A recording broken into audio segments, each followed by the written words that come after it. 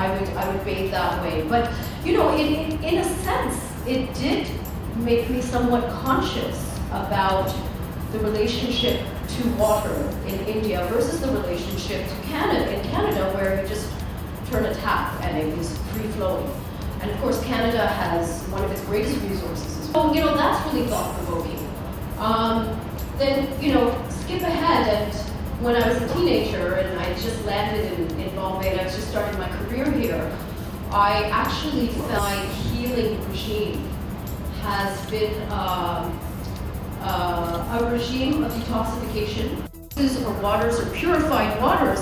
Why? Because it creates this stasis in my body. It's very, it creates a pH balance, and it's detoxifying. And again, as we all know, if you don't get enough water, and we need access to clean water. So these are a lot of, you know, rather than, it's more about sparking discussion and sparking questions at this point, because that, I think, will lead to at least a general kind of dialogue and discussion. The one other thing I want to add is that, and something that, again, at least should be brought into our general awareness, us in India tend to be a lot more, let's take it, cavalier about it.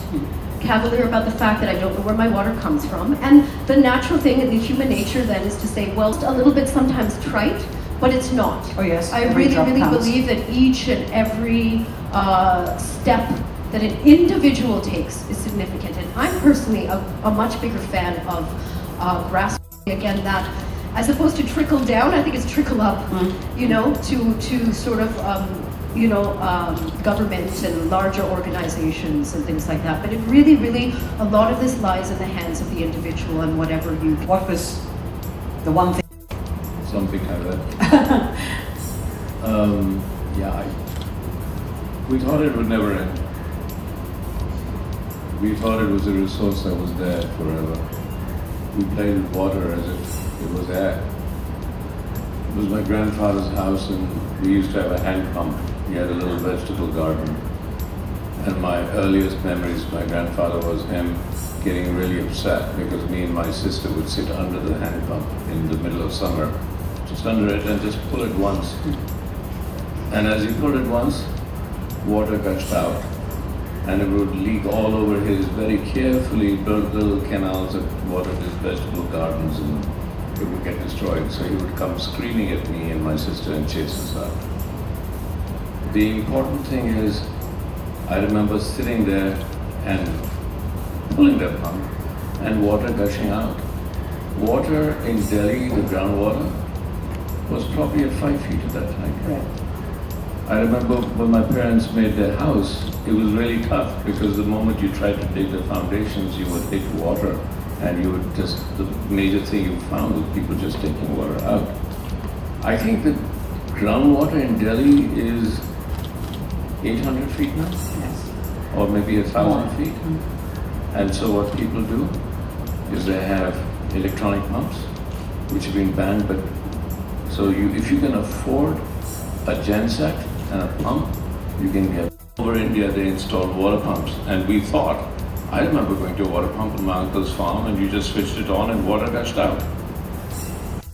Has become now that we have to find different ways of getting our water. So our groundwater is gone, and whose is it?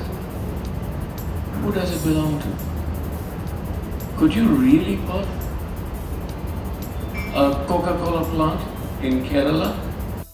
So if you can serve 1 square mile of 25,000 people in the urban areas as against 1 square mile of 500 people.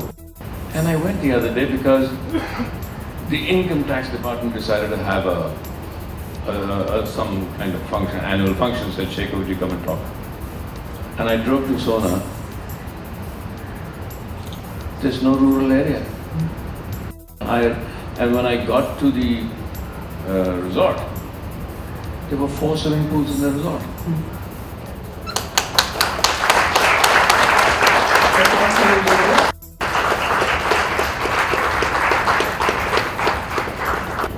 You can just turn the clock the other way here. I also need to mention here that, and Shekhar and Lisa, you'll be very interested to know about this because BASF has decided. Abid Surti and his turn the tap off and prevent a leak.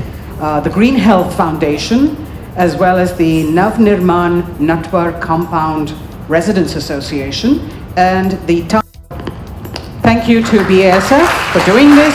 Thank you to Lisa. तो ऐसा है कि जब अब लोग कहते हैं कि पानी की प्रॉब्लम क्या है और हम क्राइसिस में जाने वाले हैं, मैं कहता हूँ 90%, 95% जब बम्बई के लोग वो ऑलरेडी क्राइसिस में हैं, 95% जो हिंदुस्तान के लोग हैं पानी के क्राइसिस में हैं।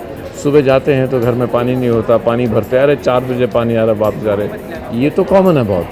लेकिन हम गर्ल्स फीमेल चाइल्ड एजुकेशन की बात करते हैं, लेकिन जब आप किसी भी रूरल एरिया में जाएंगे तो सुबह 4 बजे निकल कर पानी के खोज में जाकर शाम को घर लौटते हैं या 2 बार चक्कर मारते हैं, 12-12, 15-15 किलोमीटर चलते हैं। तो क्राइसिस सिचुएशन यही तो होता है, पानी के लिए जितने दूर जाना पड़े, पानी ना मिले, पानी कम इस्तेमाल करो, वही क्राइसिस सिचुएशन होता है। ये तो हम कुछ लोग हैं 5% जिनके घरों में पानी आता है, नलका खोलो तो पानी आता है, तो 5% और ये कम होता रहेगा भी। बम्बई में आप जितने बिल्डिंग अब ऊपर जाती रहती है, ऊपर 50th फ्लोर पर पानी कैसे आएगा, कहाँ से आएगा, ये सब सोचने वाली बात है ना। तो गवर्नमेंट से आप क्या कहना चाहेंगे, नई सरकार को बननी है तो? देखिए जो नई सरकार है उनको सिर्फ सरकार की प्रॉब्लम नहीं है, ये हमारी प्रॉब्लम भी बहुत है। कुछ लोग ऐसा है कि इतना पानी इस्तेमाल करते हैं और उनके घर के सामने जो स्लम है उसमें लोगों को पानी मिलता ही नहीं है।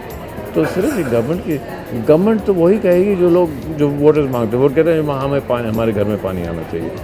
मैं सब कहता हूँ कि पानी आपका कोई पर्सनल राइट नहीं है, पानी का कम्युनिटी राइट है, क्योंकि हमेशा कम्युनिटी राइट होता था पानी। कहीं हमको सोल्यूशन जो देखना है वो कम्युनिटी रिसोर्स का देखना है। ये कि भाई मेरे फ्लश में जब मुझे चाहिए पानी आना चाहिए, ये इसी वजह से हमारा पानी पूरा ख़त्म हो रहा है। ऐसा नहीं होगा और अभी इसके बारे में कुछ नहीं करेंगे, गवर्नमेंट नहीं करेगी और हम खुद नहीं करेंगे, और हम अगर कहेंगे कि नहीं मेरे घर में पानी नहीं आता तो मैं दंगा कर दूँगा, ये सबके घर में पानी नहीं जा सकता। ये बात सही है, और सबके फ्लश में पानी नहीं जा सकता, और अब दिन में 10 बार फ्लश नहीं कर सकते। ये बहुत बिल्कुल साफ बात है। इसके बारे में क्या करेगी गवर्नमेंट? सर जो वेस्टेज होता है पानी का, कितना वेस्टेज होता है, पाइप लीक होता है, हमारे इस्तेमाल में वेस्टेज होता है। हम जब फैशन के तौर पे एक कपड़े फेंक देते हैं, एक पेयर ऑफ जीन्स फेंक देते हैं, वो 4-6 हज़ार लीटर गया है उस जीन्स में, उसको बनाने में, आपको देने में। वो कहाँ से आया है? वो खेतों से आया है, जहाँ रुई उगा रहे हैं, कॉटन उगा रहे हैं, जहाँ उगाना क्या चाहिए उनको, खाना उगाना चाहिए, उत्पादन दूसरा होना चाहिए। वो उत्पादन होता है कमर्शियल चीज़ का उसका, और वो आप फेंक देते हैं, वो जल जाता है जाके, है ना। तो हर एक चीज़ में हमको अब ये ध्यान में रखना चाहिए कि वो दिन गए, ये सब गलत था। मैं जब बचपन में था मेरे पास 2 पैंटें होती थी, और अगर मेरे जूते ख़राब होते थे तो मोची आता था घर पे। वो दिन कहाँ गए? और क्या उसमें क्या प्रॉब्लम थी? 2-3 पैंटों में चलता था, 3 कमीज़ें थी। अब रोज़ हर 2 महीने हमें टीवी पे दिखता है और ख़रीदो और ख़रीदो और ख़रीदो, अब चेंज करो, अब फैशन बदल गया है, उसमें भी तो पानी जाता है। तो क्या आपको लगता है कि एजुकेशन लेवल की वजह से भी प्रॉब्लम है? एजुकेशन लेवल पे तो ये होना ही चाहिए, ये हमें सिखाना ही चाहिए सबको, बच्चों को, कि ये देखिए अगर आप पानी का इस्तेमाल नहीं करेंगे, और होने वाला है, पानी नहीं होगा, दंगे होंगे, मारपीट होगी, गोलियां चलेंगी, क्योंकि पानी नहीं मिल रहा लोगों को। जब कुछ लोगों को मिलेगा और बाकियों को नहीं मिलेगा तो क्या लगता है कि अब ये जो टैंकर है वो एक धारावी से निकल पाएगा क्या? तो कितना सीरियस मुद्दा है आने वाले? ये तो 10 साल से पहले सीरियस था, अब तो इतना सीरियस हो गया कि इसके बारे में आप कुछ ना करें। एक ड्राउट और आ गया ना महाराष्ट्र में, तो ये जो लोग बम्बई में आएंगे तो दंगे शुरू हो जाएंगे, है ना। तो ये मुद्दा तो इतना सीरियस है, इतना है कि अब इसके बारे में कुछ करना पड़ेगा, और कुछ गवर्नमेंट को करना पड़ेगा, और कुछ सिटीजन्स को अपने बारे में अपने आप सोचना पड़ेगा, और कुछ हमें भी सोचना पड़ेगा कि ये हम ये करके रहे हैं, ये सब हम एक कंज्यूमर सोसाइटी बन रहे हैं, ये सब रिसोर्सेज आएंगे कहाँ से? हर एक चीज़ के उत्पादन में पानी लगता है, वो पानी आएगा कहाँ से? Thank you. Well, I was told by the representative BASF that they're doing something very serious, and I would not normally go, and I looked at what they were doing, and they're looking at urban planning.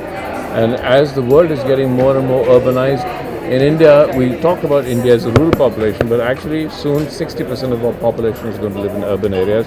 Our urban areas are not structured, and one of the biggest problems in urban areas is going to be the delivery of water. What do you do when 60% of your population is living in urban areas that are not structured to give you water, and everybody wants water? So I'm here because these are the kind of problems that in this conference they're facing, and I think it's a terrific initiative. Thank you very much.